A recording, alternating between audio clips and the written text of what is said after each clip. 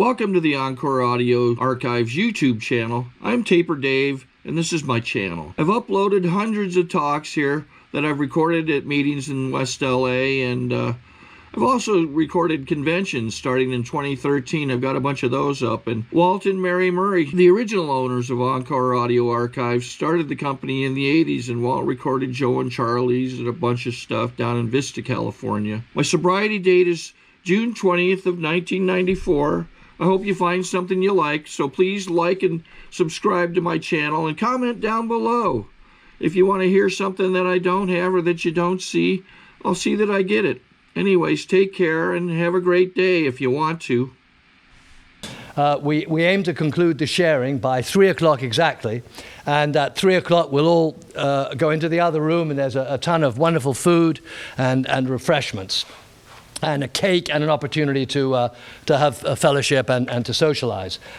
There will be CDs available of the proceedings today, and there are also CDs of Alan's various talks, and they're over here. So please, those of you who are interested and would like to have them, please see to that at the conclusion of the program. Additionally, at this point, I'd like to offer a terrific thanks to all of you who contributed really generously financially to this program today. What a marvelous statement of admiration for Alan to have done that. You've been amazingly generous, and without your financial support, really and truly, this wouldn't and couldn't have happened. So we have a list of all the people that contributed, and John Henry has a list of the people who didn't. Anyway, I want to thank John Henry for all his work and his dedication. He did a terrific job, and I want to thank Graham for the marvelous obituary that he prepared and that he put into Daily Variety. It was a splendid piece on Alan, and Graham took time out from a very busy schedule to do that. And the indefatigable Dave Barge. Dave had a hell of a week this week, and in spite of it all, he went and he shopped and he did everything, and he came here early this morning when we all did, and he set up. He's amazing. So, you know, once again, he took time out from his own life to be of service with the flowers and everything else, and he did all of that for less than minimum wage. So it was really good. Okay, so now listen, because the program is being recorded today, those of you who want to protect your anonymity and who will speak, please feel free not to use your last names. And if you're really protective about your anonymity, use the last name of the person sitting next to you. Okay. Paul Grande had a wonderful description of Alan, and he told me today, he said he was a man of quiet righteousness. Isn't that a great phrase? And that really does. You know, I say I'm a grateful alcoholic. If I were not an alcoholic, I'd have been deprived of the opportunity to have benefited from the inspiration and the example of Alan Fudge. He was a truly remarkable person in every way. You know, I had the friendship of Alan. I'd worked with Alan a couple of times in the late 70s and the 80s, but I never really knew him until I saw him in the rooms of Alcoholics Anonymous, more particularly at the Wednesday Stag, which is my home group. He'll always be, in every sense of the word, a real hero to me. Everything he was, everything he exhibited, everything he stood for, I have the most tremendous, limitless respect for Alan. I watched his behavior, I watched his demeanor. Listen, he's a hero not only to me, but to so very many people here today who've come to honor him. So it's a distinct privilege, in every sense of that word, for me to have been asked to MC this celebration of Alan. He had a tremendous, as most of you know, tremendous sense of humor and of wit. And you know, he loved to laugh, and laughter, as we all know, is the true music of Alcoholics Anonymous. When our Wednesday Stag was in the other room, some of us would get there early. Alan was the first one there. He'd get there the meeting started at 8 o'clock. Alan was there at 5 o'clock, setting up chairs. And he and Gary Ebbins and Tom Drennan and I used to sit around there, and we used to tell jokes, and we used to laugh, and it was a very, very special time for me. It was a warming and comfortable and supportive and a terrific fun time. It was a great time. And Alan, who was so witty and so clever, he liked the short and the snappy and the silly jokes that I liked. And we just had a marvelous time. I remember how much he laughed, particularly once I told him about the man who looked down at his dog and he noticed that the dog was cross-eyed. And he panicked, and he picked the dog up, and he raced the dog to the vet. And as he walked into the vet's office, he smelled whiskey on the vet's breath. And it disturbed him a little bit, but he looked at his dog, and he said, "My God," he said, look, doctor, the dog is cross-eyed. He's cross-eyed. And the vet said, "Give me the dog." And he took the dog in his arms, and he looked at the dog, and he said, "I'm going to have to put your dog down." And the guy said, "Because he's cross-eyed?" The vet said, "No, because he's heavy." That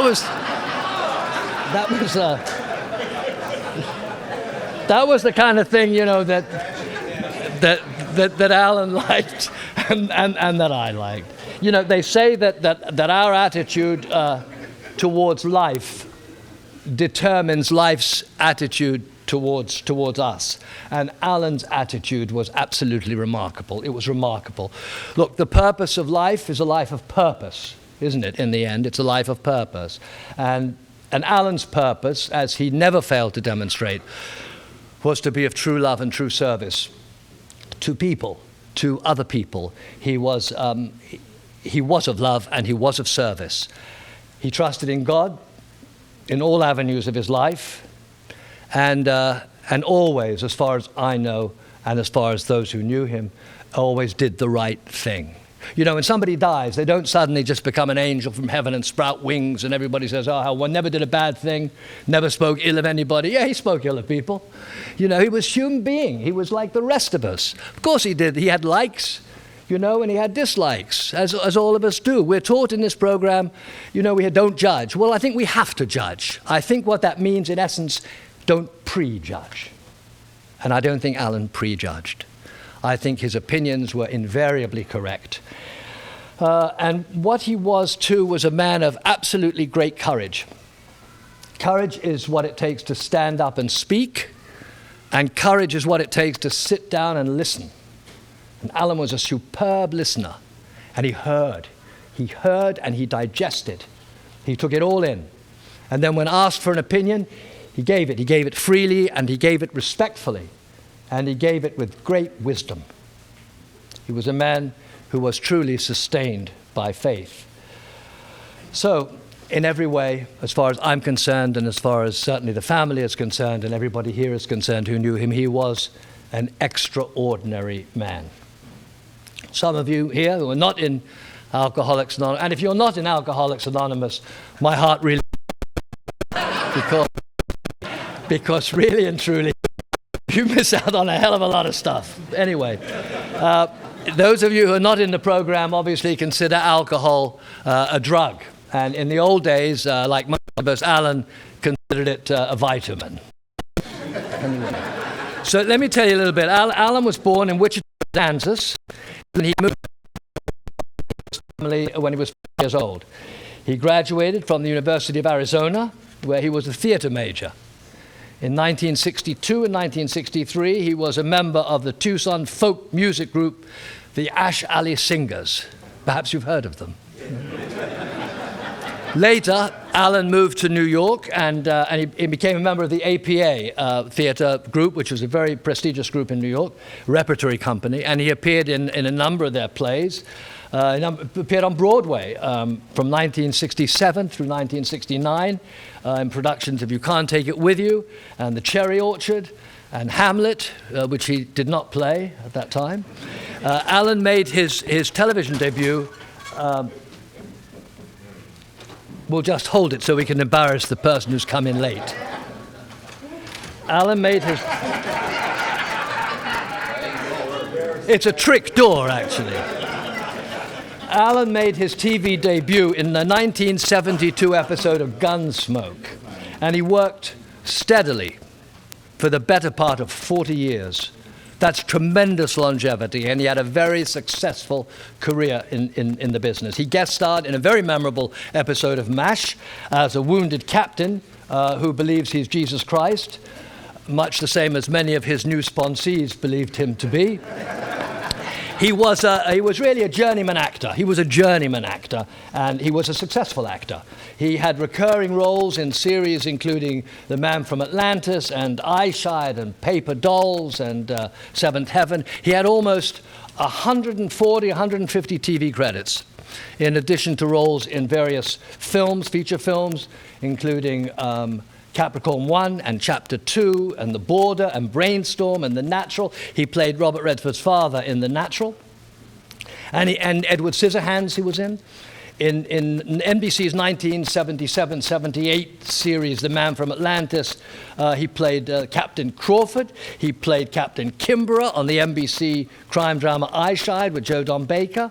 In another recurring gig, he played on Paper Dolls. He played a lot of stuff, a lot of things, and he was always never less than terrific.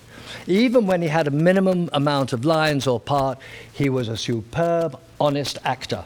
He was an honest actor, you know, and some people think that's a contradiction in terms, but he was. He played multiple roles in the same series. He did that on Hawaii Five-0. He did it on Lou Grant. Did it on the A-Team, Columbo, Murder, She Wrote, and he was in a lot of TV movies. A lot of them. The Blue Knight, Children of Anlac. I Know My First Name is Stephen. We've all seen him even before we knew him. If you went back now, you'd say, "My God, that was Alan. That was Alan. That was Alan." And he made his last feature film appearance in the Coen Brothers film in 2001, The Man Who Wasn't There. He continued to work really steadily until 2009. In that year, he guest starred in episodes of Big Love and The Closer and The Office, and he appeared for Hallmark in Relative Stranger. And now that's enough from me. We're going to hear for some speakers today who knew him well and who loved him and would like to share about him. And may we first hear from Chris C.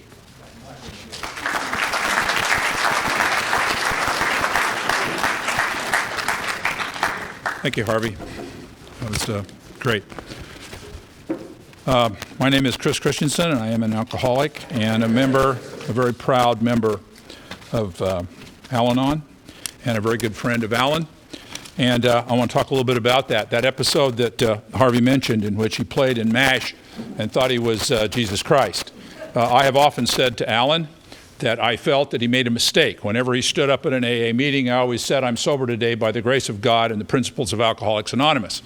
And I said, nobody believes in that. They don't take that seriously. What you should do is you should say, "I'm not a god. I never was a god, but I did play God on TV, and I want you to listen to what I have to say." I'm sure that would have carried a lot better. But of course, he never did that. He never took me up on that advice. Alan was extremely careful about his, being too vociferous about his ideas and so on. He was very careful about that. He was my best friend. There's no other way to put it.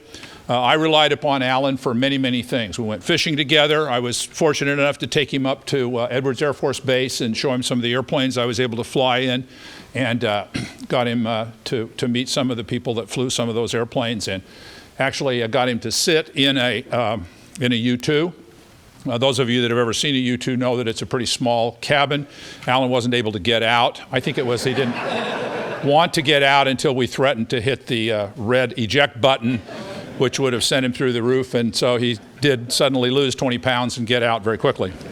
But we did a lot of things together, and one of the things Alan told me sometime when I was fairly new to the program, he told me, by the way, he was never my sponsor. When you come into Alcoholics Anonymous, for those of you that don't know, you really need to have two people in your life. You need a sponsor to tell you what to do, and then you need a friend to bitch to about the person who's telling you what to do. Alan was that person for me. And so we spoke a lot. And And on numerous occasions, I would call and we would chat about things and share information. And one time he called me up and he said he was really having a lot of problem. He had family in Kansas and he had family all around him that believed in Jesus Christ. But he himself had seen a lot of people recover from alcoholism who weren't Christians. And he wanted to know something about that. And he asked me if I could work with him a little bit and maybe take him through the Bible. And so I went out and bought two copies of a Bible study, a one-year Bible study. We went through that together every single day. We called each other and spoke on the particular recommended thing, and we went through that in the course of a year. At the end of a year, I said, do you understand Christianity better? And he said, yes, I understand it better, but I still don't believe in that particular aspect of it. Now, the point is that he did not believe in contempt prior to investigation. He spent a whole year studying that and becoming an expert on that subject before he decided to take a position on it. We also went through the Course in Miracles together. I passed out a thing at the beginning. I hope some of you still have that copy, and if you do, I'd encourage you to look at it. The last meditation in the Course of Miracles says, "This holy instant I give you, be that gives me peace." Me up, read that. He was ecstatic. He says, my goodness, this is the third step prayer. But Alan, as I said, he was a good friend of mine. We worked on many things together, and I loved him dearly, and I miss him greatly. But the reality is, I was not Alan's best friend. And I don't say that with any sense of rancor or unhappiness at all. The fact is that Alan had many friends. Many of you sitting in this room were Alan's best friend. Many of you knew Alan in a way different than I knew Alan. In fact, I would tell you honestly, however you knew Alan was probably unique and different from the way every other person knew Alan. He was tremendously compartmentalized. He treated us all uniquely. And I think the things that he loved about people was he loved great sense of humor. He loved Harvey. He loved a lot of people because of the outstanding. Jeff Moldar was fascinated with because of his great music, and I could go on and on. He had a great respect for people who had influence. He studied us when he got to know us to say what it was about us that was worthy of his respect. He looked to see what was excellent.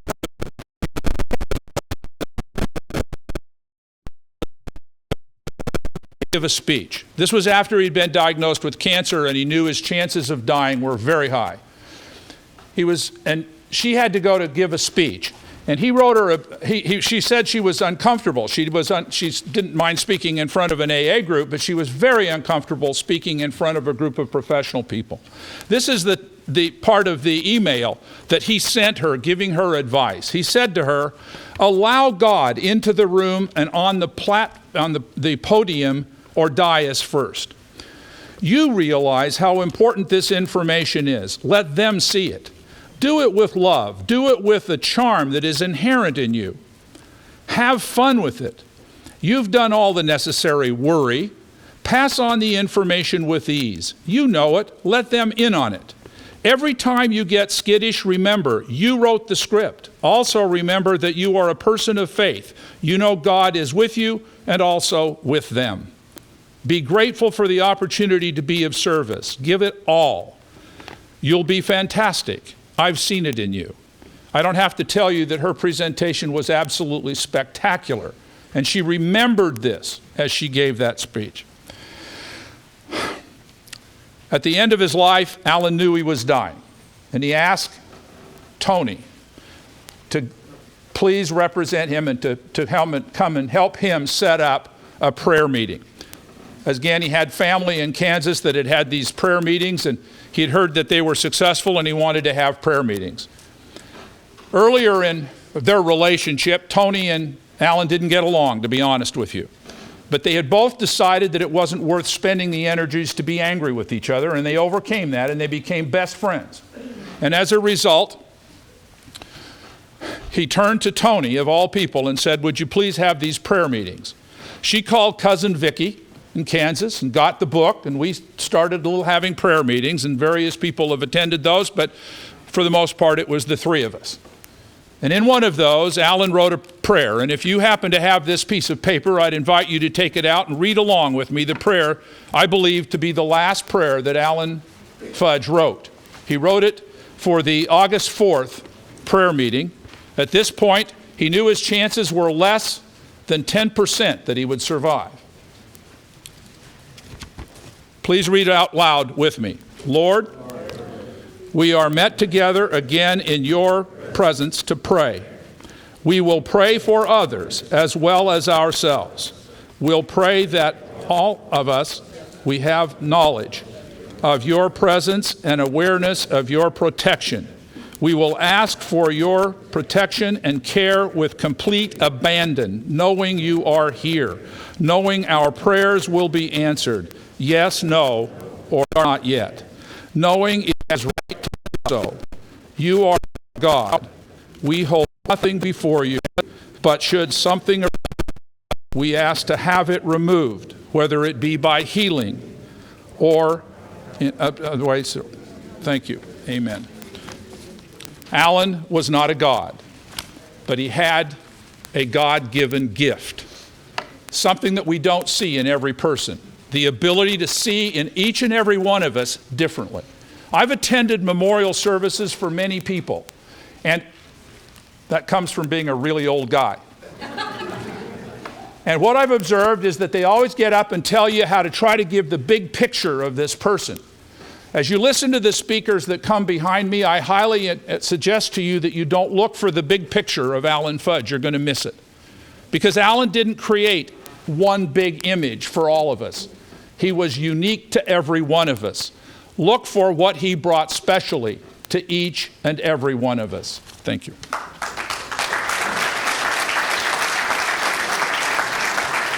Thank you so very much, Chris.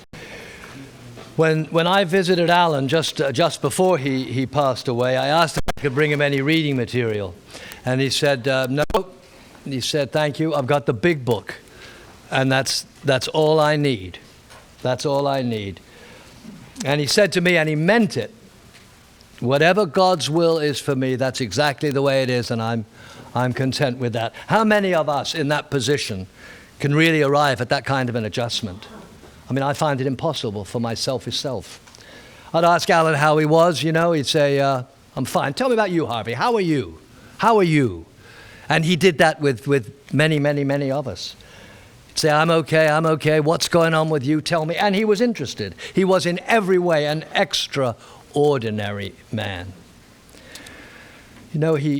We talked about, I remember we had a conversation, well, many times, but this particular time about ego. And he loved the story about the two alcoholics that get on a bus, and they're both drunk, and the first one says to the bus driver, will this bus take me to the beach?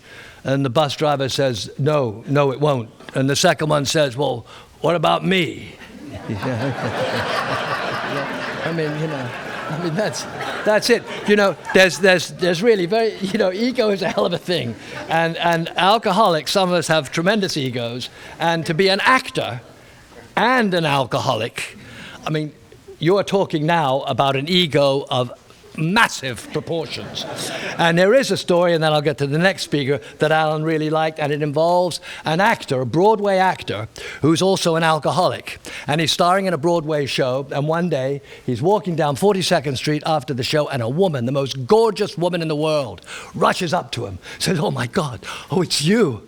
Oh my God, it's really you. And she's trembling and she's shaking, and he stops, and she said, my God, she said, all my life I've loved you. I'm so stimulated just standing next to you. She said, oh my God. She said, I can't believe, I saw the show yesterday. I saw you yesterday, and now I'm standing. I'm so aroused. She said, listen, I don't live far from here. Would you come back with me? I will do things to you you cannot even imagine. And this alcoholic actor looked at her and he said, did you see the matinee or the evening performance? That's may we hear from Melissa? Melissa. Is Melissa here? Melissa is not here. So Graham, may we hear from Graham? Thank you.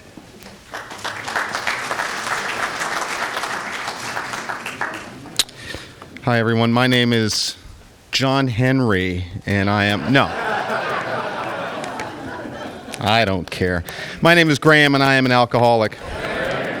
I saw Alan at meetings over the years. I think I got to know him first, or was first introduced to him. I can't remember the actual night, but probably by Jack Finch. And I saw Alan a few more times, got to know him better Saturday Brentwood, and the going to dinner at Early World, one of the great culinary treats of Brentwood. Now, for me, one of the big keys of Alcoholics Anonymous is that it's a program that lets us connect with people who have a similarly shaped hole in their gut, a similarly shaped wound.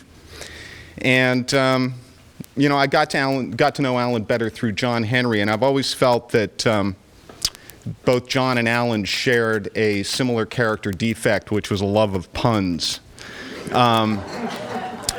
Puns are often called the lowest form of humor, and somehow Alan and John would manage to limbo under even that bar. One of them would start, and John has said he didn't want to get up here today because of his emotions. But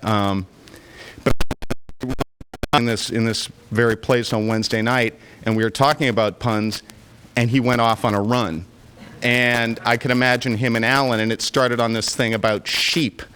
And not a weird thing about sheep, but I can imagine Alan and John going, one saying, "Oh, that's a bad idea." You can see he was really honestly doing this right over there. "Oh, it's sheer lunacy," and "don't pull the wool over my eyes," and it would just keep on going. And you would listen to them, you'd get caught in the middle, and they'd be going, and it was like some horrible verbal tennis match of the damned, and it would just keep on going back and forth, and then they'd get silent for a little bit, and then one of them would pop up with another one, and even in a meeting, it'd be, speaker sharing, they'd lean over and go, some new addition to the pun run. And the problem with the puns is that it's also addictive, and I found myself this weekend thinking about this. My mind went to puns, and I was going to share them with you, but I've decided I'm going to spare you that because it's just so painful. But the first step is recognizing that you have a problem. Harvey's talked well about Alan and his acting career.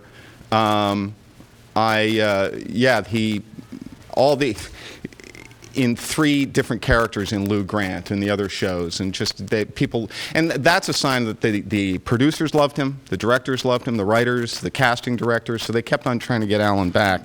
I Googled him and found one thing that I don't think he'd be happy to know is that a number of places listed him as 77 when he passed instead of 67, but other than that, anyway. I found one post, someone said, a friend of mine knew him in high school at the University of Arizona. She only had nice things to say about him, which is pretty much the same goes here. Someone wrote out a quote of his character, who was Robert Redford's father, Ed Hobbs in The Natural. "You've got a gift, Roy, but it's not enough. You've got to develop yourself. If you rely too much on your own gift, then you'll fail," which I thought is pretty much what goes on in these rooms as well. We have been given a gift, and if we don't develop it, if we keep it to ourselves, if we don't give it away, we will fail. One other thing in terms of his acting roles over the years, someone pointed out he hit the MASH trifecta, in that he was in MASH, Trapper John, MD, and After MASH. I think it's the only actor who did all 3.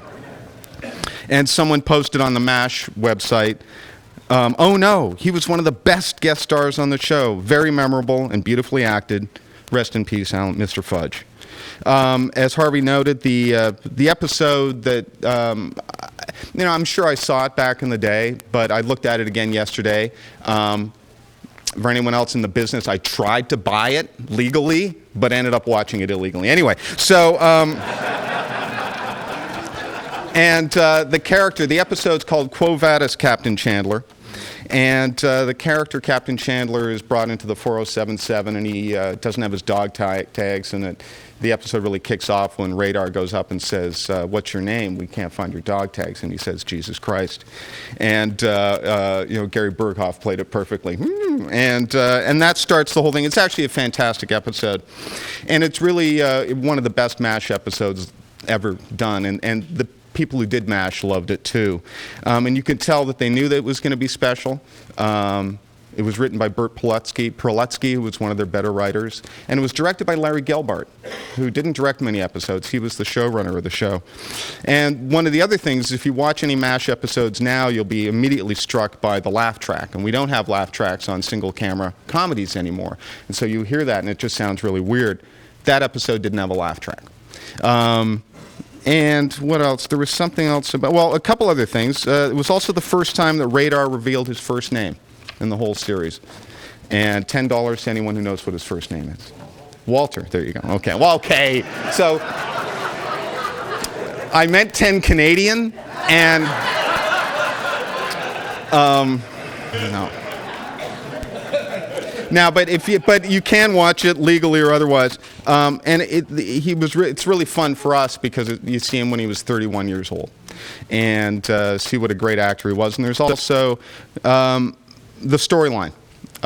Here's a guy who plays a bombardier who had been been a bomber on a B-29 who crashes, and he just doesn't be that guy anymore. He doesn't want to do what he's been doing. This he's not very proud of, and so he undergoes a complete spiritual transformation in an effort to be a better man.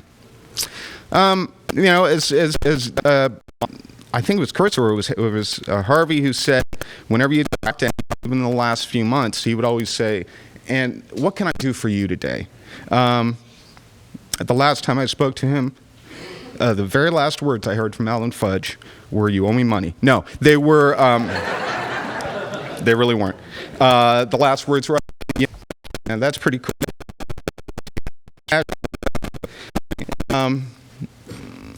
The character, Chandler, says something that, I'm sure Alan would say if he was here. If he were here, then we wouldn't be here, so that's weird.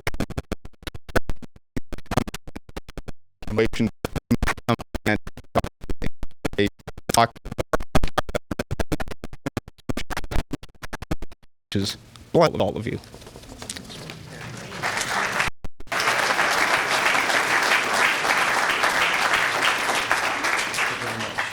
Thank you very much. And now may we hear from Gary. Thank you, Gary.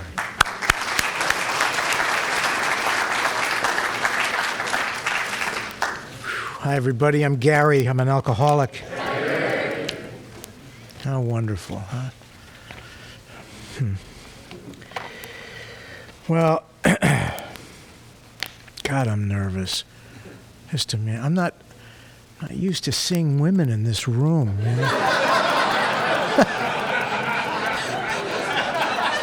It's very strange.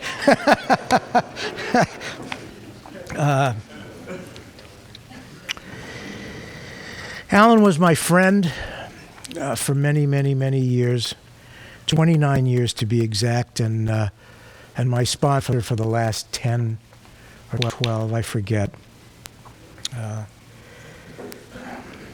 There's a lot I could say about Alan, but I've been given another task tonight, and our friend Jeff Mulder, who could not be here tonight because he's working out of town, asked me to read some words, and I'm going to go ahead and do that because it pretty well sums up Alan Fudge in a way that's far more articulate than anything I could possibly say. This is how it goes. This is a somber occasion. Alan's biggest fear, the thing we all assured him would never happen, has nonetheless come true. Alan Fudge will never win in this town again.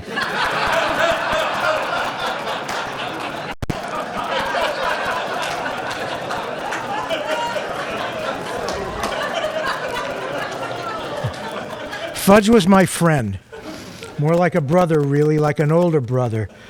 A big, imposing guy who almost always took my side. I loved him for this, and although he gave me an uneasy feeling sometimes. I guess Alan felt that he could leave the self-examination thing up to me. I spoke with him a few times a week for many years. He was virtually incapable of talking about himself. So I would typically pick up the slack and come up with one or two issues of my own. Examples from my extensive catalog of undeserved indignities. Alan would listen to me attentively, and then he would say something like, "That bitch." Or "That little brat. Tell her to get a job." Or, "How did that asshole get to be the boss?" This is the way it went most of the time. Alan was easy on me, but there were exceptions, times when he lowered the boom. In 1985, I moved from LA to Princeton, New Jersey, with 10 months of sobriety under my belt. I called Alan frequently about my day and I don't know what I'm doing now. You screwed this whole thing up. A bunch of overeducated snobs, and on and on and on. Eventually, he'd had enough. I called him one day and threw him the same old pitch. Alan listened as usual, but after I stopped spewing, there was an ominous silence. Then he spoke, calmly and deliberately. "God forbid you should add anything to this program, Jeffrey." Ouch. After that, I got busy doing the things we do, and by the time I left Princeton, a few years later, Princeton AA had somehow improved. I wonder what changed. Thank you, Alan. A few years later, I was working in Detroit, managing a project at a steel company. And as usual, I called Alan on a regular basis. At one point, things spun out of control, and the project was in trouble. The company that hired me put the heat on. These guys were rough customers. I think they were dealing in concrete on the side, if you know what I mean. But I had to admit, when I honestly took a good look at things, I knew the whole mess was my responsibility. I went into free fall. I felt like I did at my first meeting. I was in a panic, unsure of everything, on the edge, so I called Alan. "Got a pencil and paper?" said Alan. "Yeah, right here," I said. "Then take these names and phone numbers and give these guys a call." He gave me 3 names. Jim Tapia, Owen Orr, and Phil Roston. All Roxbury fellows, all 3 with terminal illnesses. I spoke with those guys for weeks, and damned if they didn't always want to know how things were going with me. I couldn't get them to talk about themselves. To a man, they seemed to feel that life had dealt them a pretty good hand. No compliments. Time went by, and these 3 fine men left us. In the meantime, my problems cleared up. What a beautiful gift this was, thanks to Alan. When I last spoke with Alan, he had just gotten the news that the doctors couldn't help him anymore. He was very discouraged, and he knew it wouldn't last long. But he started the conversation as he always did. "How are you today?"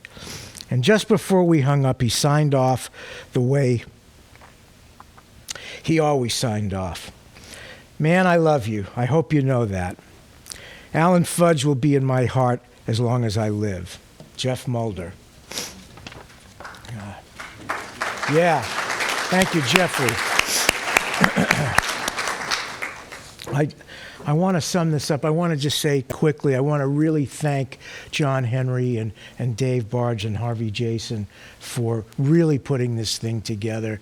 Without these guys, this wouldn't have happened. And they did this selflessly and almost killed each other in the process. And well, maybe just a couple of them. But most of all, I really want to thank Alan's family.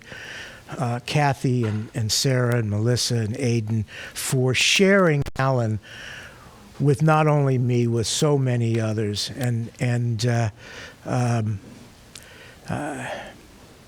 he meant so much to all of us, and we want you to know that we're here for you guys too, and it won't stop with today. So God bless us all.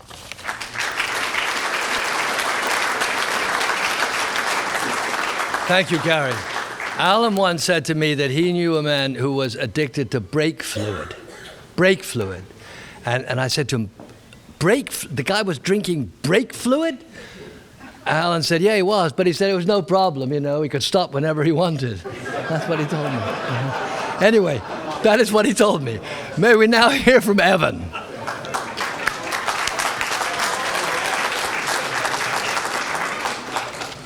God, how do you follow that? Oh, man. They're recording this, really? And I'm Shelley Duvall, and I'm an alcoholic.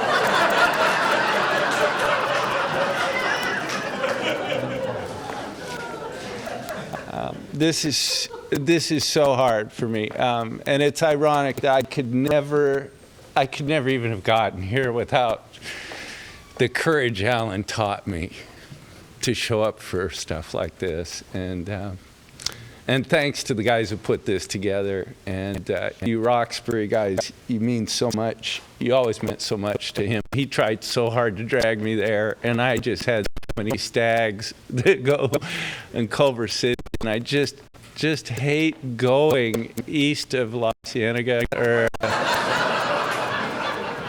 even Lincoln Boulevard. And anyway, thank you, Kathy, and thank you guys for sharing them with us. The 91 Honda Accord, according to Atlantis.com, the driver's side has a 4-star safety rating, and the passenger side has a 5-star safety rating. And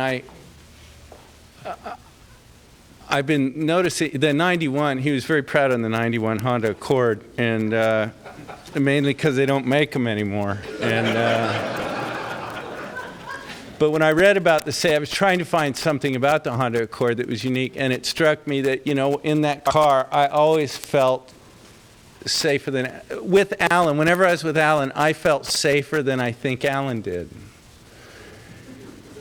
He had an ability to love you more than you could love yourself. And he walked me through so many terrifying things, you know, with that kind of love. You know, I didn't know how to love myself at all. And I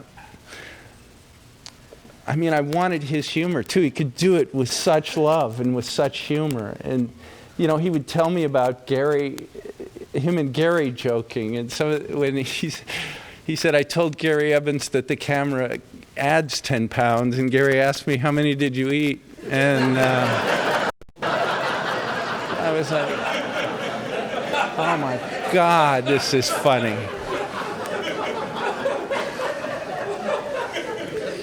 He just had the humility to laugh at himself too, you know. He was so strong, and he could laugh at himself, and he could get me to laugh. You know, I didn't know how to love myself. I mentioned this to the family, the story. I got a job with this crazy famous star who was powerful and wealthy, and I'd never had anything like that. I was driving up PCH for this meeting, and I was terrified. I was scared. I was wearing my best meeting clothes. I didn't know what I was going to say, what I was going to do. I pulled over to the side of the road, called Alan. I said, Alan, I'm going to do this. I don't say I don't know why. I'm terrified. He said, what's so special about that witch? You got to drive to her house.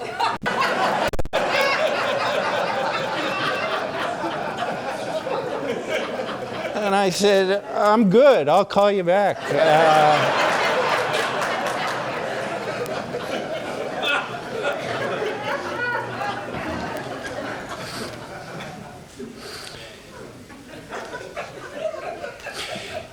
he sent me an email, and this was Alan. He said, "Accept where you are as where you should be. Then pray for the guidance and protection to grow, and believe that it will happen for the good. You're not doing anything wrong unless it's judging yourself harshly. So knock it the hell off." Then he said, "I'm tired now. Channeling Howard Pollins drains me."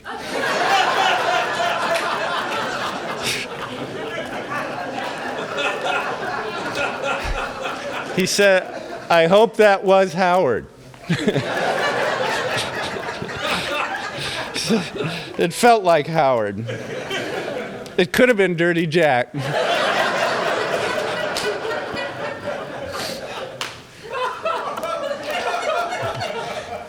Alan was a great sponsor. He never shared anything but the truth with me, you know, and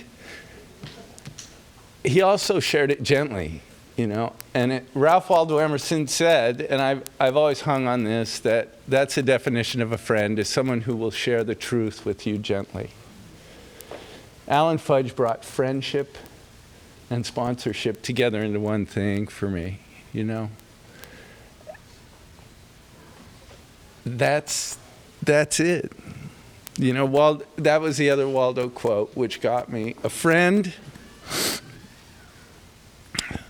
may be reckoned as the masterpiece of nature. And I think Alan was a masterpiece of nature, you know. And he'd end emails. He'd say, "Now I'm going to go somewhere, and I'm going to force myself to try and see the hand of God in this whole mess." And that's what I'm going to do now. Thank you all for coming. Thanks for being here.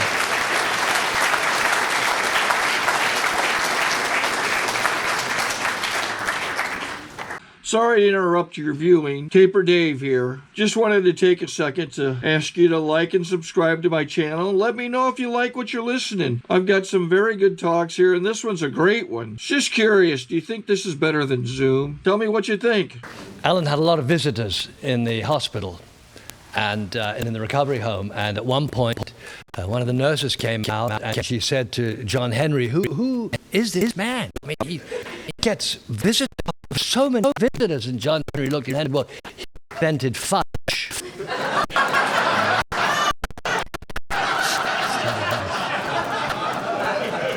May we hear from Mary Dean? Well, we're not going to be hearing from Mary Dean. May we hear from Ken, please? Oh, Mary is here. Thank you, Mary. Yeah.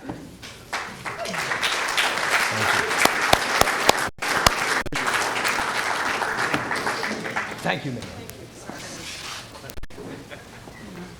Hi, my name's Mary, and I'm an alcoholic. Hi. I'll share a couple of things about it. I met Alan through about 12 years ago, and I met him. I was having this problem. Alan just offered me, just with you. I was like, okay, all right. So what he did is, what I'm hearing other people say is that he just said to me before we went into the room, take a deep breath and enter the room before you do, and then just turn it all over. And, just having that big person next to me with this calm resolve was so helpful to me. And over the years, he was part of, he was very close with Jeff. And, we would have these barbecues once in a while, and Alan would come over, and he would just stand at the grill through the whole thing and barbecue for us. But what I really wanted to share is that over the last year, Alan, I had some health issues, and I walked in, to my doctor's office one day with a friend of mine, and out of all the doctor's offices in all the world, it's like in all the gin joints everywhere, like, who is sitting in this office but Alan? And I walk in the door scared to death, and there's Alan. And I said, what are you doing here? And he said, well, probably the same thing you're doing here. And so over the next 3 to 4 months, we just happened to have, as we know, I believe there are no coincidences. It would usually be on a Thursday, I would show up and there would be Alan, was there the same day I was, same time I was there. And what was so great is that Alan had the entire room of these people, women who were like 75 years old, women who were 30 years old. They loved him.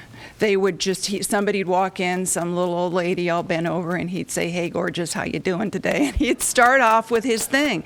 And people just, it was 90% women in this room.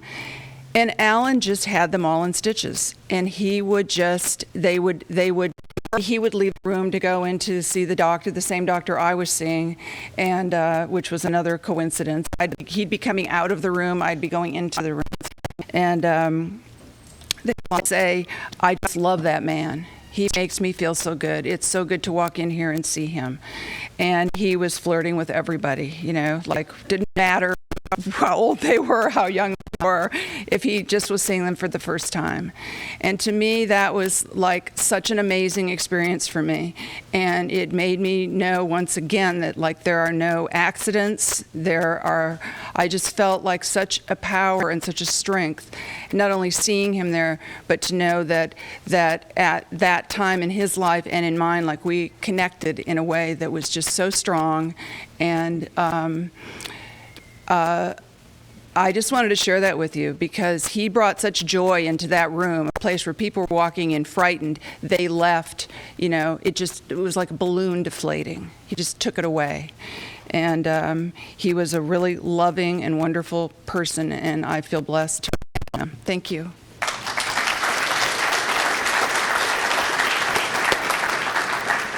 Let me hear from Mike. Mike, LD. Thank you.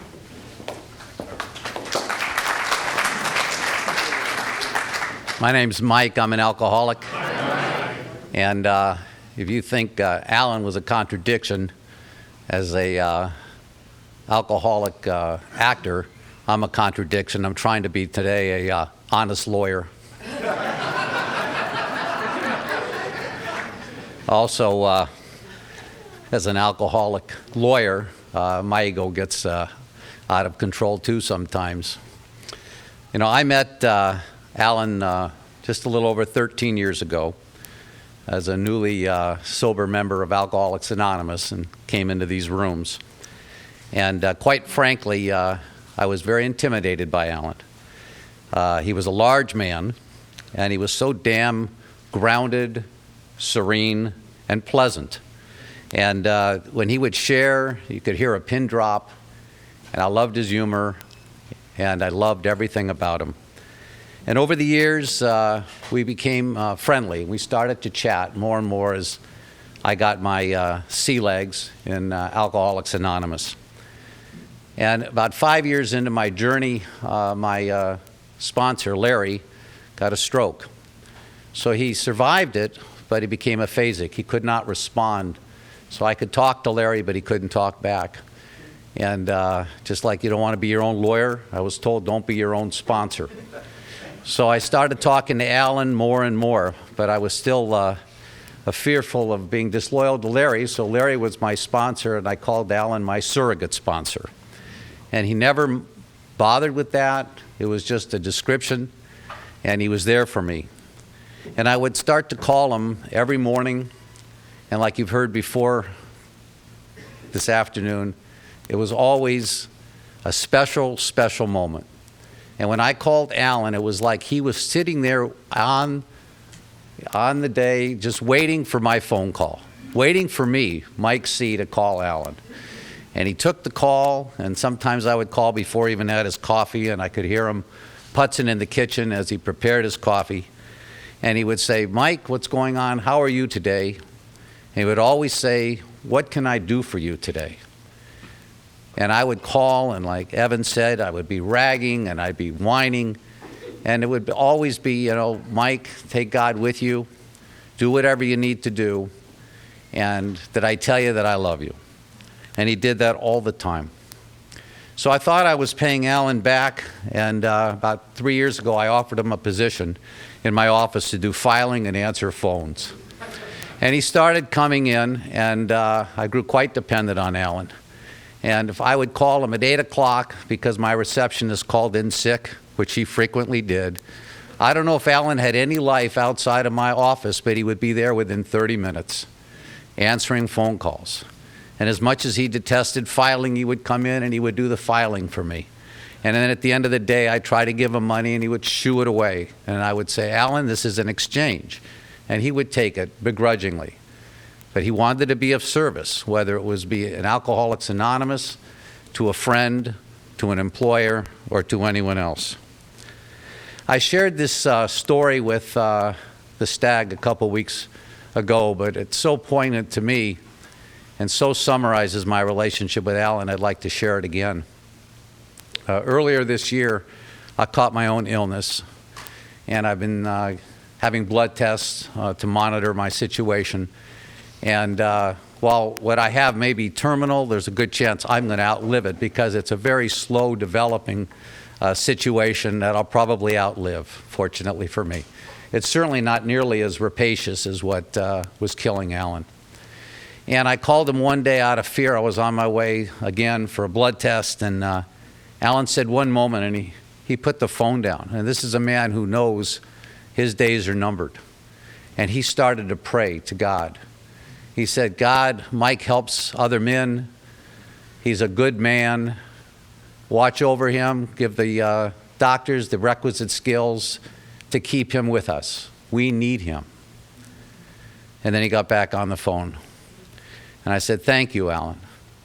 And I went and I had my blood tests, and they were nearly normal. And it was as if through Alan, I saw myself as a better man. That was the unique quality of Alan. He made you feel better. He made you feel, as you've heard from other people today, unique. And I'll never, ever, ever forget how I always would feel better after I would call Alan and have these conversations, because he made me feel as a better man, a more fulfilled man, and someone that would be able to be the best man I could be because of my relationship with Alan. You know, he was such a humble man, had so much humility. I kind of wonder whether or not he would even approve of this afternoon's adulation of Alan. But, you know, I think, Alan, if you didn't like it, it would just be too bad, because you helped make us, and we loved you, and we will always love you and keep you in our hearts. John Henry has been in communication with Alan's manager and friend for many years, Karen Feldman, and John asked if I would read the following, which Alan's manager prepared because she's out of town and unavailable today. And this is her words. I cannot express the depth of loss with Alan's passing. I don't even know how to describe my relationship with Alan, as it was very special. He meant the world to me, not just as my client, but as one of my dearest friends. We've heard that also today from other people, how everyone felt they were Alan's best friend. It's so unique, so extraordinary. I keep expecting that when my phone rings, he will be on the other end making his wisecracks, and they would talk as we had for years about everything, for hours on some days. He was the most giving, generous, rare soul. The void in my life and heart with his death absolutely stills me, but allow me to try and share a glimpse into Alan's uniqueness.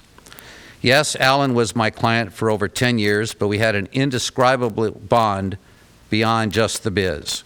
I still remember the day that he walked into my office. From the moment he sat down, I knew that we would have a great future together. I told him that not only would I be interested in representing him, but I would be beyond honored to have him on my roster. He told me that he would make me proud and that he was going to be with me as my client for as long as I would have him, saying, "Girl, you are stuck with me for life, so I hope you can handle that." As big of a personality as Alan had, he was surely one of the most humble, affable souls who truly loved what he did. He was the most incredible talent in Hollywood. He worked with pride and earnest diligence on every booking. Everyone enjoyed his work and presence. Every audition he had, he would call me after and laugh, saying, "I showed up, I did my best, and I promise you that I did not embarrass you, but I don't think that they liked me." Within minutes, I would get a call from the casting director letting me know that he was on hold and had booked the job. When I would call him to tell him the good news, he would just laugh in disbelief and elation. He would pull over in the car and just laugh with me. I cherish those joyful memories. He valued what matters and never failed to express his heart. And perhaps that is what I will miss the most. He always ended each conversation with, "Have I told you lately how much I love you?" I think other people have had that same experience. Well, if I have, I will tell you again, I love you, Karen. Thank you for believing in me, for all you do every day. I don't know how you do it. You are like the Energizer Bunny, and you are a true inspiration to me and the biggest blessing in my life. I am so honored to have you as my manager and as one of my closest friends. How did I get so lucky? Undoubtedly, I was the lucky one. Alan Fudge, I miss you. I love you. And I thank you for inspiring me to be better every day. You are in my heart to stay. Karen Feldman.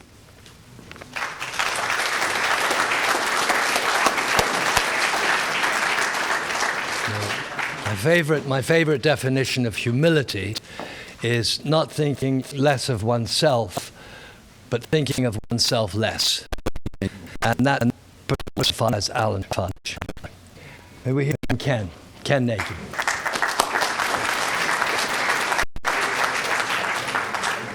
My name's Ken Nagy. I'm a real alcoholic. Hi, guys. Alan was my sponsor for many years, and I've known him over 3 decades. And I really miss him. But he lives on in my head, and when some dilemma comes up that I have some doubts about and need some advice, he's right there. I hear his words. And it's like he's still here. Alan was an amazing sponsor. He was so supportive, but sometimes in a really tough, direct way. Well, I'm sensitive, and he knew that. And often when I came to him with a problem or dilemma, he would say, "Well, let's see what the big book says about that." And then he would usually end up by asking me if I had talked to my higher power about that already. I don't know how he knew that I had some kind of ego that made me rely on myself first, and that he needed to redirect that reliance to this higher power. He was really a major channel to God for me, just a bright pathway. And sometimes I didn't go to him because I knew that's what he would do. And I didn't want that. I want to stick with my own thoughts on this for a while. Thank you. Whenever we talked, he would often say, "What can I do for you today?" How many times have we already heard that this afternoon? He was so focused on me and my life that I knew very little about him and his life and his family. In fact, I think I found out more than I'd already known just by watching the slides this afternoon.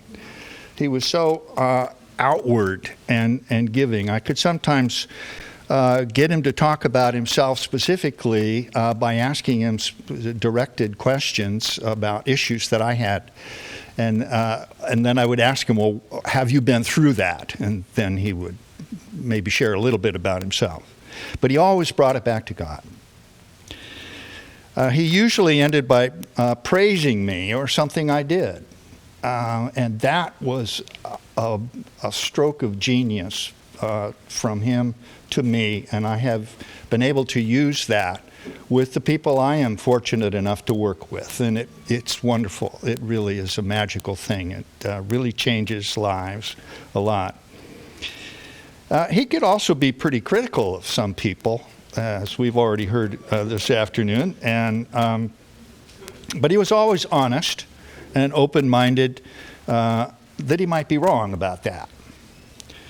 He had a strong sense of humor that ran through much of what he said. He loved one-liners. The ones he shared with me were mostly about getting old. I don't know why that was, but one of them, he said, I asked my wife if old men wear boxers or briefs. She said, depends.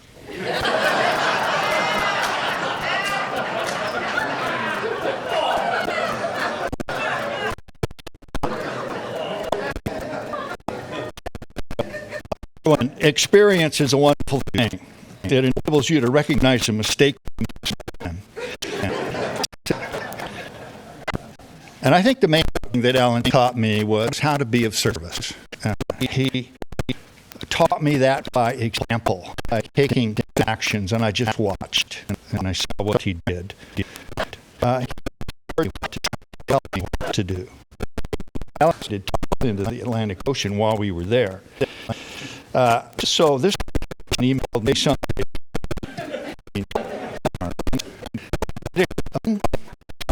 Morning in Santa Monica, in the afternoon in Georgia. I'm betting that you did. I'm sitting here going, he did it. He did it. I'll bet you you're really tickled blank. Those of you know who go to the stag know what that means. I hope you are. Was the turtle release successful? Did you have a good time? Did you see God or where he's been? I just wanted to check in and tell you I love you and I am grateful you're in my life. God bless Alan. Nothing about Alan. It's all about what's going on with us. So I replied another email, yup, it did happen. But it was after 11 p.m. that I finally got in the Atlantic Ocean for a quick surf in the dark, parentheses scary. Yup, I'm tickled, blank, blank. And yup, the release was more than successful. 2 reasons. First, they let go 2 rehab turtles, not just 1, on Saturday morning. Second, a stranger came up to watch the release, and I saw that his t-shirt said something about mean but clean. I told him I liked his shirt, said I was a friend of Bill's, and we chatted. He told me there was a mixed AANA campout up the beach, and they were going to have a meeting at 8 p.m. that night, and we were invited. We went, and I shared that before we came on this trip, I had been unable to find a meeting listed on the internet for tonight. But this stranger, with perfect timing, showed up on the beach early this morning at just the right place and the right instant and invited me to this meeting. So I didn't have to drink today. Some people cried after that. That's when I heard and saw God. Love Ken. Ellen wrote back, well, if I had to bet, I would bet on you. In the water, parentheses, Ira Hayes drowned in 2 inches of water on the way home from a bar. Parentheses, that's what runs through my mind when I can't see and my feet are wet. I can only imagine your joy at the release of the rehab turtles. 2, that's how many they say were in the Garden of Eden and also on Noah's Ark. Just 2.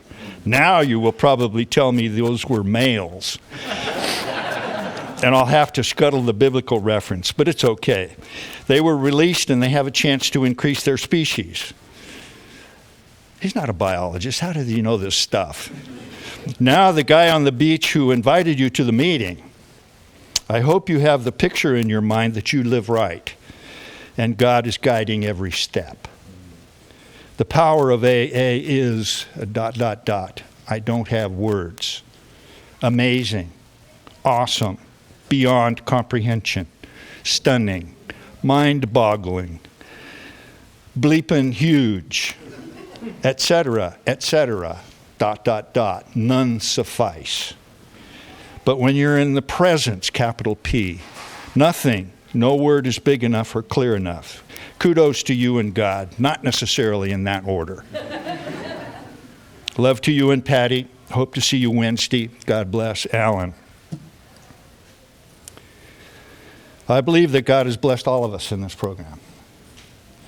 That's why we're sober today. And God surely blessed Alan with the gifts of being able and willing to help hopeless alcoholics like me. Thank you, God, and thank you, Alan, in that order. Thank you.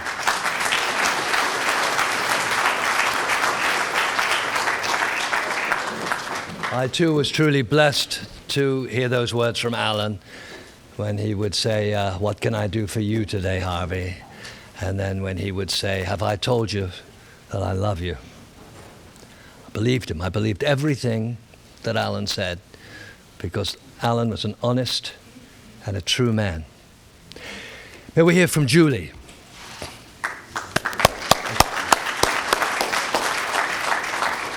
Hi, I'm Julie. I'm an alcoholic. And, you know, it's good to be here today to say a few words about, you know, what Alan meant to me. And, you know, for me, coming into, you know, just a random Monday night meeting speaking is when I met Alan for the first time. And, you know, after I was done, he just came up and said, God bless you. And, you know, for me, you know, it meant a lot because, you know, a big part of my story is, you know, I've had a hard time with dealing with God. You know, I managed to stay sober, but, you know, he was there for me. And I started participating in that meeting, and he was just very kind and gentle to me, and I am not used to something like that. You know, give me the hard ass, I'm good.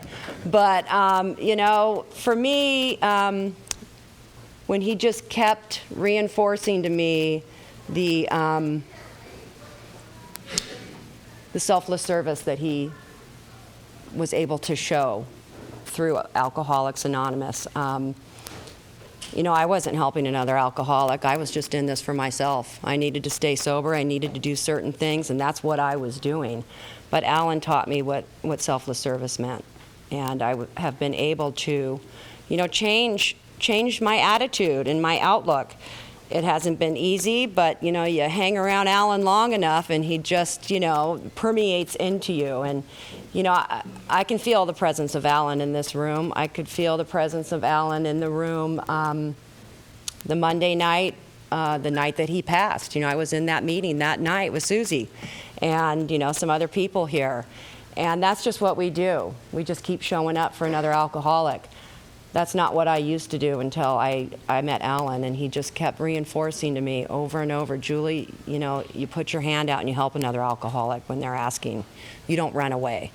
For me, that's a big part of my story. You know, I want to run away. I don't want to do things. And I was going through a little bit of a hard time, and I didn't even want to show up for my kids' baseball games anymore. And he said, where's the field? I'll meet you there. So now Alan and I are sitting there watching my kids play baseball, and he's helping me sit through another hard time. And, you know, talking about when Aiden's going to be old enough to play baseball, and we would just get some good laughs in. And, you know, he showed up at my work a couple times. I'm someone that, you know, thinks I'm rather busy, and I'm really doing a bunch of nothing a lot of the times, but I got to keep the shop open. So, you know, he would be there, and we would just sit and talk and talk. And he just was always there for me in a way that that no one really has been. You know, I'm an alcoholic woman, and I don't let people into my life very easily because I'm very guarded. And, you know, I don't want to be vulnerable, but he just kept showing up. And it was like one of those things, I'd see him Sunday night, I'd see him Monday night. You know, in the end, when I talked to him on a Saturday, I had gotten numerous messages. Every Saturday night, I walk into Brentwood, where I'm secretary of right now, and there would be a message from one of the guys that must have been here at Roxbury on Wednesday. Alan says hi, and he loves you, Julie. And I'm thinking, man, night after night. And, you know, that's just one of those things that, you know, as much as you try to run and hide, there are people in the rooms that are always going to be there for you. And Alan was someone that was always there for me. So thank you for asking me to come up here and share.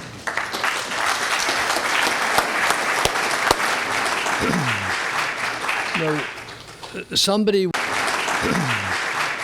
know, somebody once said, I learn infinitely more by watching a game of good tennis than I do by reading a book on how to play a game of good tennis. And that was one of the blessings about being around Alan Fudge, watching him, really watching him. And I'd learn, because I have nothing but selfishness, you know. And I'd watch Alan give and give and give. And my God, what a miss it is. What a miss it is. But we now hear from Dave Barge.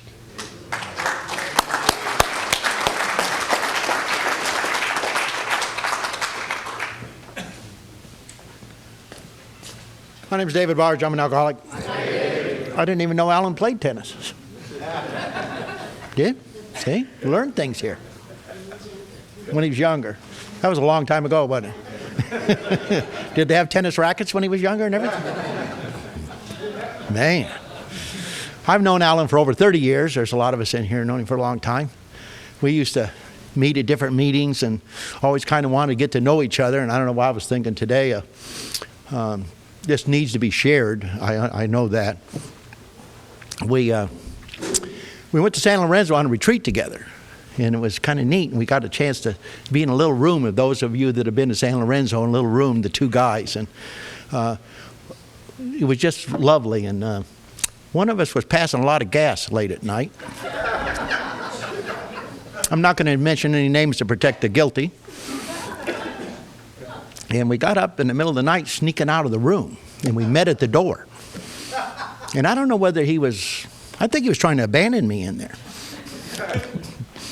And we went out, and two guys like little kids, like little teenagers, and laughed and talked and really developed a relationship. And it's a funny place to start to meet somebody, but it's a fond memory for me. You guys have heard so many neat things here today. It's like, I'm going to tell you about Roxbury. Roxbury's a park, and there's meetings, and there's a pond in Roxbury, an old pond. Bottom of the pond lives a bunch of grubs, a lot of little alcoholic grubs running around down there at the bottom of the pond. And every once in a while, one of them little grubs says, you know, it's time to leave the pond. It's time to leave the group. It's time to go to the big meeting. Just a couple of weeks ago, our friend Alan was one of those. And I know he crawled up all the vines and all the stems of all the lily pads, and he crawled up to the top of the pond right here. And I know he rested at the top of the pond because he was tired from the climb.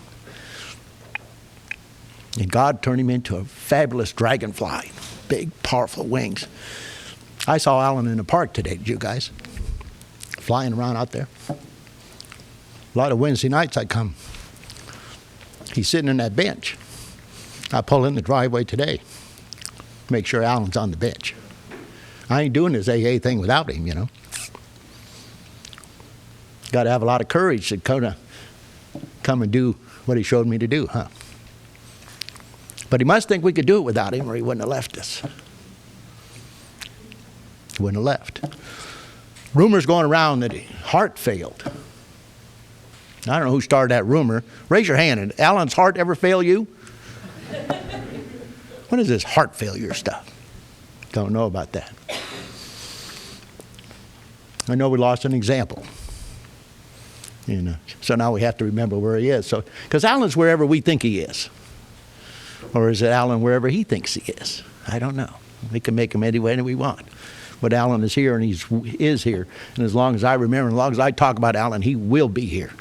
And I'm never going to stop talking about it. My friend Alan, as long as I got breath. Love you. Thank you.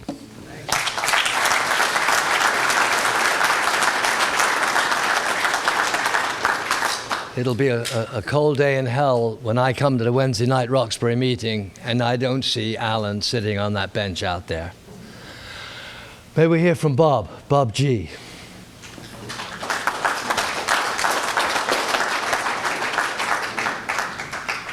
Is this thing on? I'm Bob. I'm an alcoholic. And Alan was my sponsor for almost 29 years. I didn't prepare anything like written today because I didn't know why. I know why now after seeing some of these guys go on for so long.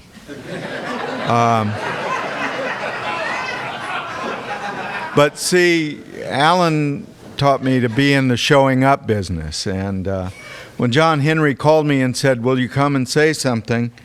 And I said, sure. And, you know, for some reason, my ego thought I'd probably be the only major speaker here, you know. And I'm always, I have spiritual awakenings when I show up for anything, you know.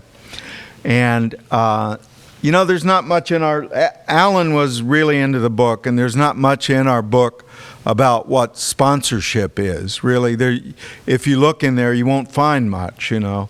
And I learned a lot from meeting guys who were here before me.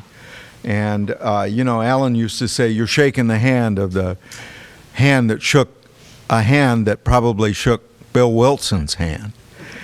And, you know, I always laugh about that because we are a chain.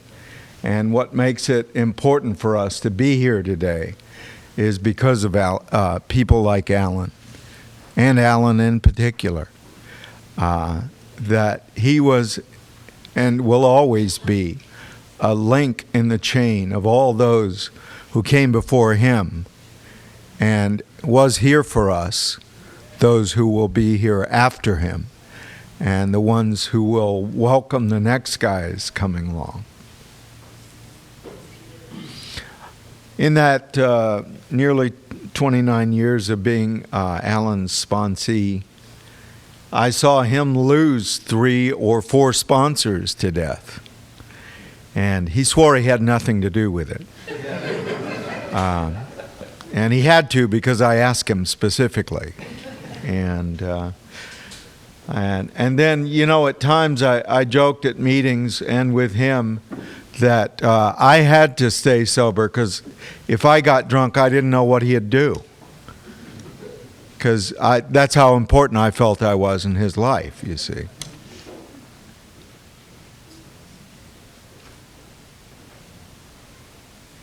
And yes, I'll echo the same thing everybody has said. He always, if I called to see how he was, he would ask me how I was doing. I'm okay, Bob. Tell me now. Tell me right now. How are you doing? And I want to pass on the major thing that he gave me, which is that I knew that Alan was permanently on my side. Permanently. And when I would call him with a problem, if I was, you know, angry or feeling lonely or different or afraid, he would always somehow let me know he was on my side. He'd say, what did those bastards do to you now? You know? And I'd always be taken aback. How did he know that they were picking on me again, you know? And he shared a few times some of his failings, you know, and I remember one in particular where he had gone to the set of a show he was doing, and, you know, we show up as actors sometimes, and maybe the rest of the crew doesn't know who we are. The chef asked him, are you an extra? Or, you know, because he was getting his breakfast burrito, which, you know, as an actor, don't ever offer us food, you know, because, and he got pissed off that this chef didn't know that he was there as a major actor that day, you know, and he threw the burrito. And, you know, I would ask him over the years, you thrown any burritos today? And we would always laugh about that, you know. In the program of Alcoholics Anonymous, we don't,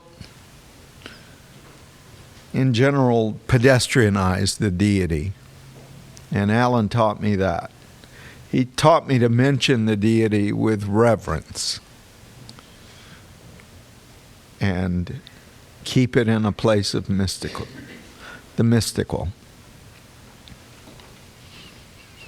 And we have a saying in AA that coincidence is God's way of remaining anonymous. Anonymous acts are the kindest, the strongest, the most spiritual. When John Henry asked me to come and speak, he said, "Oh, and by the way, you don't mind if we run out of time and won't get to you?" And I said, "No, not a problem." And of course I thought, run out of time and not get to me. You don't mind if I don't come, do you? And then he said, "And by the way, please, no Hawaiian shirts or Bermuda shorts." And I thought, I'm going to show him. I'm going to wear a Hawaiian shirt and Bermuda shorts.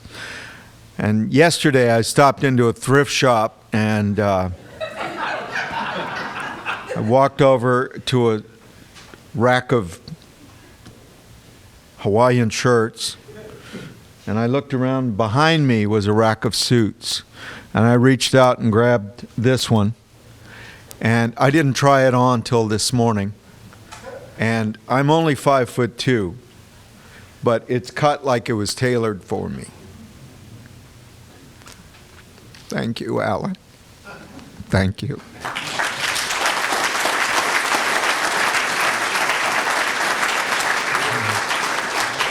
We're nearing the end of the program. I just realized something else that Alan had told me one Wednesday night, and he said, "Did you hear the one about the guy that went to a bed and breakfast, and he stood outside and he knocked on the door and he knocked on the door and nobody came, and he stood there knocking on the door, and finally a window above opened and a drunken landlady looked out and she said, 'What do you want?' And the guy said, 'I want to stay here.' And she said, 'Well, all right, then stay there.' And she shut the window." Okay.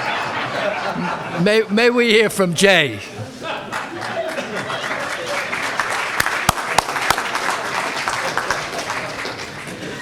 Good afternoon, everyone. My name is Jay Stennett. I'm an alcoholic. And God's doing for me what I couldn't do for myself, because I'm sober here today.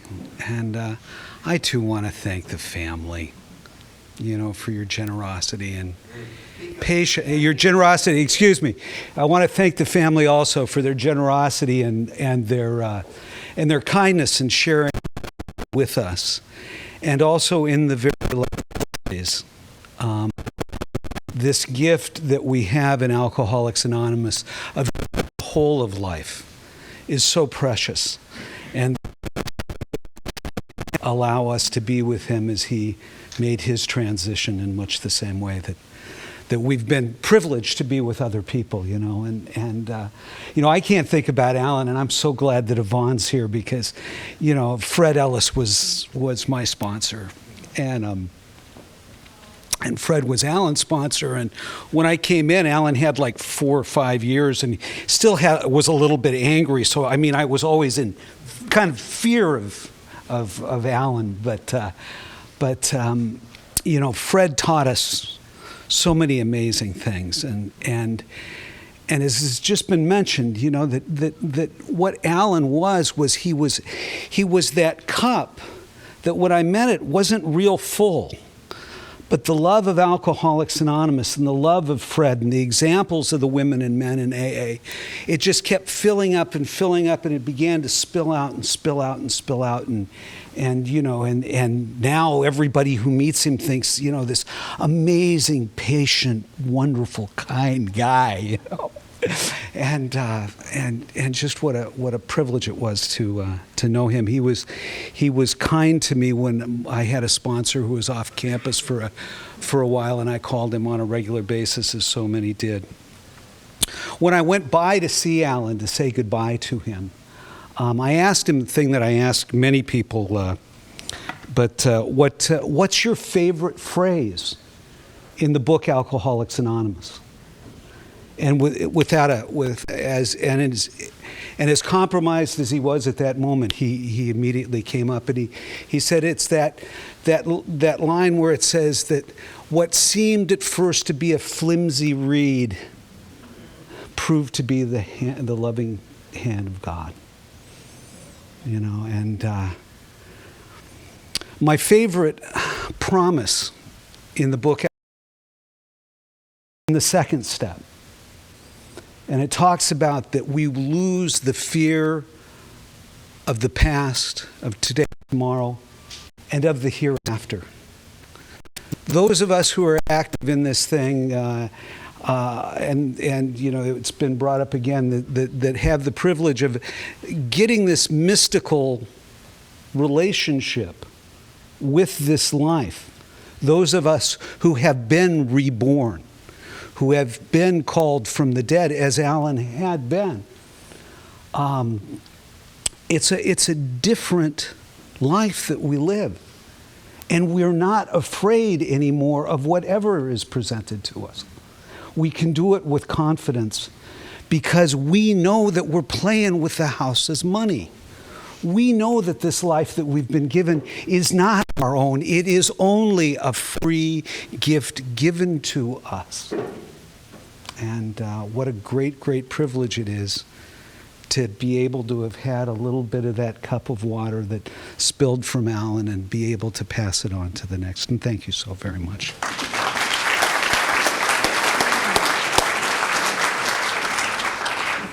What a deprivation it would be for me if God had not brought me into the rooms of Alcoholics Anonymous, and I wouldn't have met and been influenced and been inspired by Alan Fudge.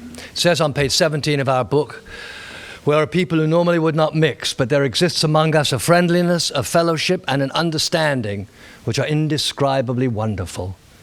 That is absolutely true, and that is what Alan Fudge is, and always will be, indescribably wonderful. Now, to conclude our program, may we hear from his daughter Sarah.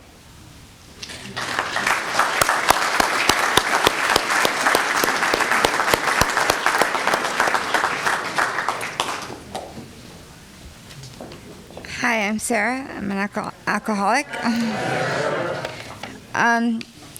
So this is a letter that my dad had written to one of his cousins when his cousin's father had passed away. And his cousin sent me these emails because so I could get a better understanding of what my dad went through. And so I had read part of it at a meeting, and so many of the words that my dad wrote about other people could be said about him.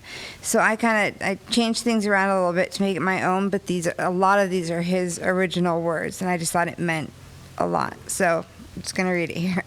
Okay. 35 days ago, my dad passed away. I've been on an extreme emotional roller coaster since that day, and even before that. I, too, as many of you witnessed, watched him slowly get worse as each day passed. That was hard, but not as hard as his passing was. I expected the call someday, just not so soon. I know Dad is in God's hands, but it has still left a hole in my heart. I still find myself crying at random times, some of the strangest times too, and I know it will continue for a while. Luckily, I have many people with whom I can talk to about my dad, all of you. Most of you are here in this room. I never realized how many people's lives he had touched and how many of your lives had touched him. His life was full of love. My dad lived a happy, simple life, full of wisdom, laughter, bad jokes and puns, passion for his work, and he was very family and friend-oriented. No alcohol for the past 35 years, or tobacco for the last 7. He had witnessed over and over the destruction it had on others' lives, including my own, and therefore I have not used or abused alcohol in 4.5 years. And I'm working on becoming a non-smoker again. I would not want to disappoint my dad. I know people face this every day, but you really do not understand the magnitude of it until it is personal. We face it once. We're born once, each parent dies once, and then it's our turn, once. We hear about it a lot, but always about other folks. Then it comes to our house, and all of a sudden, we can recognize the blank stare in people's eyes who are going through it, and we see it in the mirror. Man, it hurts. That is the downside of loving someone deeply. It hurts when they leave. It hurts when they leave the room, the city, the state, slightly peeved that he took off without me. I'm not sure who to talk to about that, but I imagine I'll find out one day. What a beautiful thing that God loved us so much that he gave us my dad.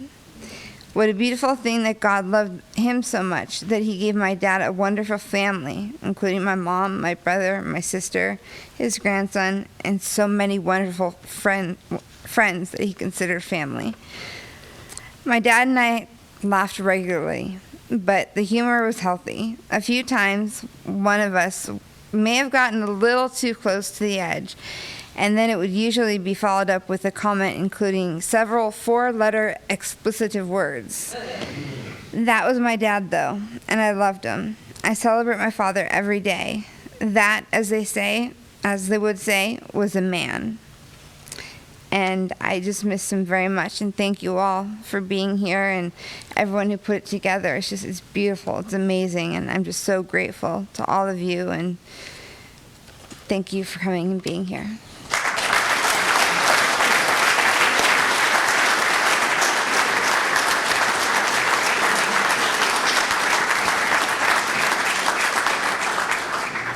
Now may I ask that we all rise and say a silent prayer for Alan. And after a moment's prayer, will John Henry please lead those of us who wish to say the Lord's Prayer.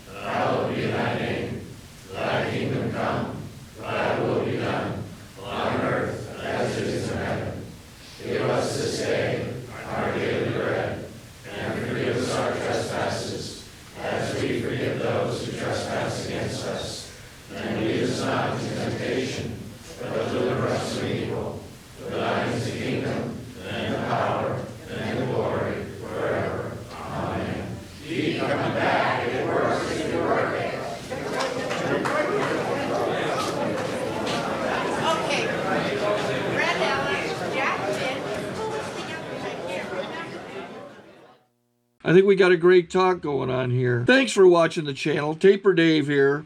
Just curious, do you think this is better than Zoom? Okay, this is how I prepare my drone for launching. I like to do it inside the cab of my truck so I'm not standing outside in the weather. To install the joysticks for control, up and down, right and left, powered on. I have an Android phone that I use to connect it to the drone with. And it's actually controlled through the iPhone, through an app. Oops, wrong way. It's actually controlled through the iPhone, or through this Android phone, through the app. It's actually controlled through the Android phone, through an app, and you connect it through this short connection right here.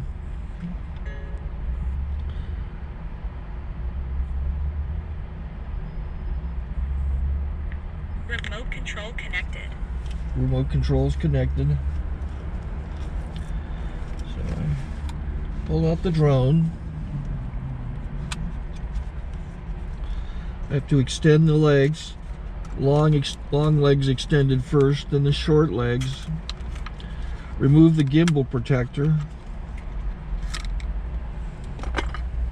Set that aside, then power it on one short burst, then one long burst. I lay it down. So I have to go to calibrate. So the drone's not connected yet. It shows you here as this drone gets disconnected, even though the remote's powered on. So the drone has to establish it's connected. So I go into the app to calibration mode. First I'll calibrate the remote controller. Start calibration. Out, in, out, in, up, down, and then this little wheel is to control the gimbal. So it's calibrated. Go to gimbal calibration, start calibration, and then it calibrates the gimbal. I don't know if that shows up. The gimbal's moving all over the place. Changes, you can see it on the video. And I'm calibrated to take off. It's acquired 7 satellites at the moment.